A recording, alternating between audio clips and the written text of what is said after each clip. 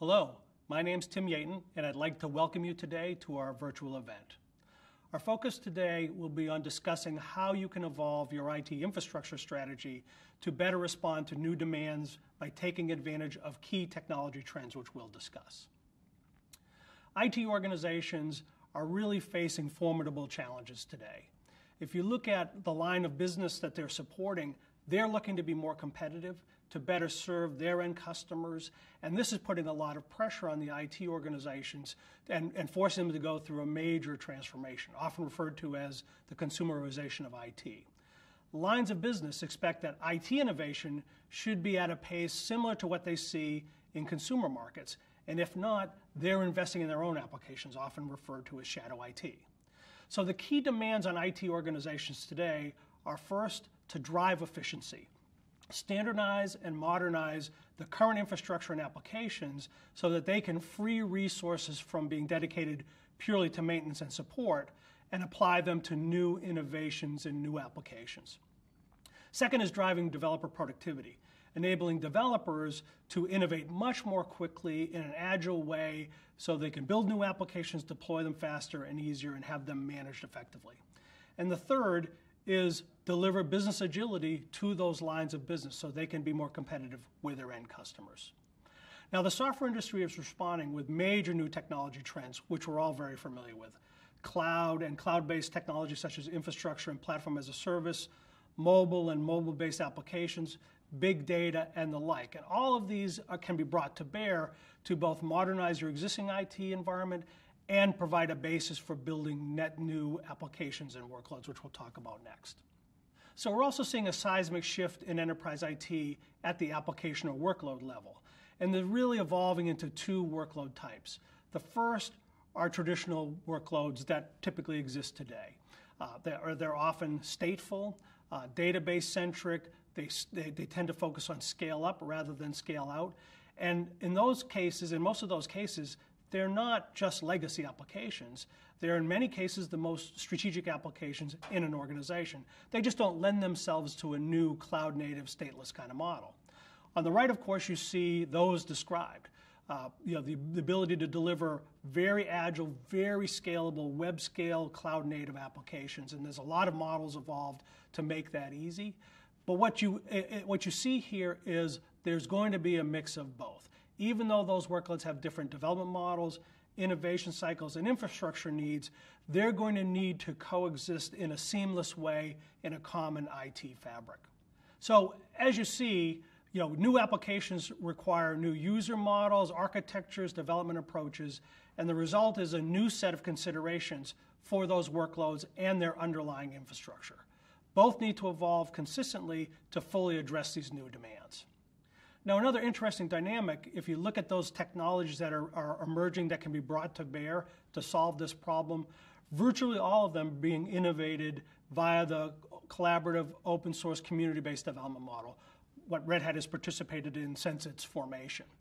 Linux and open source are already the core of most of the software innovation that's happening in big data, in cloud, in mobile, in social. Open source has really changed dramatically in the last decade, moving from just creating low-cost replicas of commercial software to being the origin of most new original innovation that's happening in software. And you can see it in the data shown on the next slide. Most IT organizations are acknowledging that they're going to be consuming much more open source in a very strategic way across their infrastructure and application environments. And why is this important? Well, those IT organizations need to know that they're betting on vendors that have the expertise in making open source mission critical and consumable, while also being able to participate in these community-based development models and create the virtuous cycle of community innovation, mission critical production and productization, and then contributing those back in a virtuous way. So what's really happening here is IT is going to be hybrid. IDC reports, for example, that 91% of IT infrastructures will be hybrid by 2017.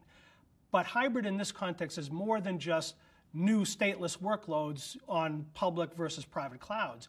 It's all about both traditional and new workloads having the natural footprints that they need to be deployed on, unified with a common architecture around management, around storage, and around application enablement. This really enables a hybrid to provide for any workload type, supported on its natural footprint, with consistent mission-critical interoperable platforms, common application enablement, both middleware and new models such as containerization, with common next-generation cloud management. And let's explore these. So the opportunity for IT organizations is to first standardize your core IT infrastructure and modernize your traditional applications by leveraging some cloud-native technologies. Second, pursue new agile cloud-native workloads on a private hybrid cloud architecture to increase agility for line of business applications.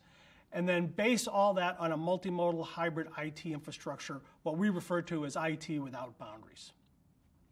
So let me explain elements of our hybrid IT platform and how it can fully enable both traditional and new cloud-native workloads. The first is that all of the deployment footprints that one would exploit, in our case, are fully based on the power of Red Hat Enterprise Linux, both for bare metal server environments, classic virtualization via Red Hat Enterprise Virtualization, private cloud with both Red Hat OpenStack platform and OpenShift, all the way out to and including public cloud with our partners. So in each case, you have the power of Red Hat Enterprise Linux, mission-critical support, long life cycle for extended deployments, a full ecosystem, and that is consistent across any of these footprints. The next element that unifies across these is our storage. Through a series of acquisitions, we've built a very powerful storage fabric that supports files, objects, image-based storage, all in a way that's consistent across all of those footprints, whether you're deploying traditional applications or net new ones, both inside and outside the firewall. So for example, our Gluster technology provides a single file namespace for any workload running on any of these footprints to be able to access. Very powerful model for extending storage across the entire open hybrid cloud. The next key aspect that unifies across these four footprints is our management platform, both satellite and cloud forms. And this is a very powerful element. What we provide in this case is a single management framework that can manage any workload across any footprint, whether it lives inside or outside the firewall. And CloudForms is also inherently heterogeneous, so it doesn't just manage Red Hat-specific platform technologies. It also can manage Microsoft and VMware virtual environments. It can manage workloads that you've pushed out to public clouds like AWS and Google. So you have a single pane of glass for managing any workload, be it traditional stateful scale-up or net new cloud native, regardless of what footprint you're deploying on, and again, regardless of whether it's inside or outside your firewall. So the next element that unifies across our open hybrid cloud strategy is our application enablement, our middleware, and ultimately our container technology. It enables you to modernize and extend existing applications and bring them to the cloud via common middleware and common elements and services. We also deliver a full-on PaaS platform that enables DevOps. And in fact, according to IDC, 86% of customers already see PaaS as a full enabler for DevOps. Large IT organizations are going to do both. They're going to deploy PaaS environments and infrastructure as a service environments next to each other. And as you can see, Red Hat has been very focused in building a common set of technologies into its IaaS and PaaS platforms, providing for seamless fluidity of workloads across those boundaries.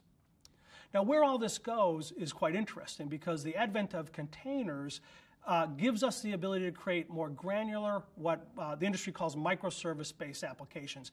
And we see that becoming the common paradigm over time. In fact, IDC reports that 67% of customers already expect to run container-based application architectures by 2017. The power of containers and microservice-based applications is quite profound. You create a container once and deploy it across any one of those footprints. And in fact, the power of containers is the ability to create loosely coupled multi-container apps, which are what microservices apps are all about, and be able to deploy them in very flexible ways, be able to combine those components at runtime in very interesting ways. You get much greater efficiency, you get much greater density from a performance perspective, but really a tremendous flexibility in terms of application architectures going forward. So containers let you both modernize existing applications, your traditional applications, particularly things like scaling out a web tier of a database app, and they're clearly ultimately the best model for building cloud-native net new applications.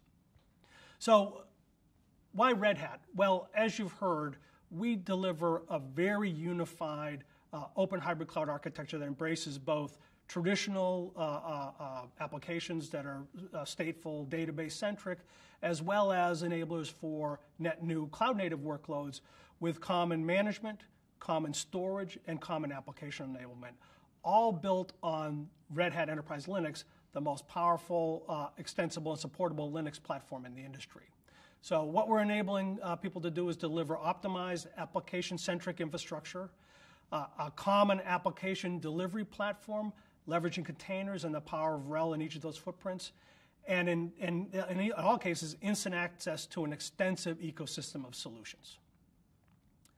All of this comes together to fully enable an IT environment without boundaries, which is a core philosophy of ours. So I'd ask you to join us by visiting redhat.com/infrastructure to learn more. Thank you very much.